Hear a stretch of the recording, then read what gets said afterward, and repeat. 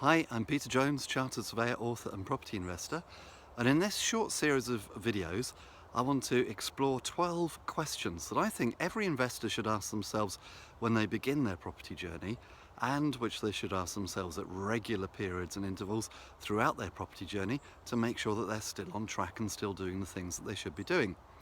And the first question is, why do I want to do property and what am I trying to achieve? Now that might sound a bit strange. Perhaps you were expecting me to say that the first question should be, what strategy should I follow? Or where should I buy my properties? No.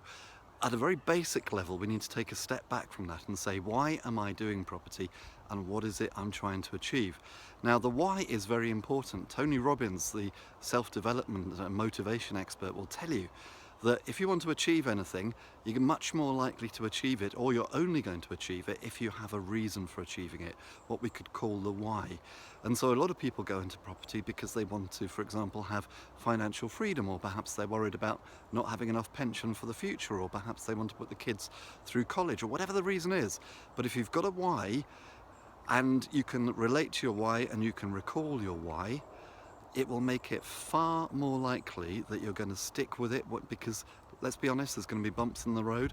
Property itself, very simple in concept, not always so easy to do. It takes a bit of effort. So if you know why you're doing it, you're more likely to keep going when you get the bumps in the road.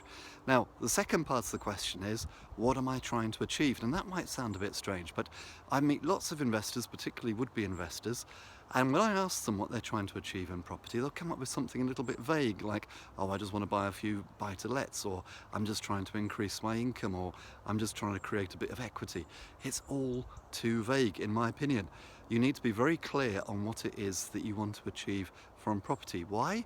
Because when you can answer that question, it's going to make it a lot easier later down the track when we start thinking about things like strategy and thinking about where we're going to buy our properties and which area to buy in and stuff. That will all become far more self-evident because we'll know exactly what we're trying to achieve in the first place. So if you haven't already done it, grab a piece of paper or grab your tablet or your PC or whatever you've got and just start making some notes. Work out why you want to do property and then work out what you're going to achieve. And when you're writing down what you want to achieve, that could be expressing it in terms of goals. So my 6-month goal, my 12-month goal, my 5-year goal, my 10-year goal in property is to achieve this.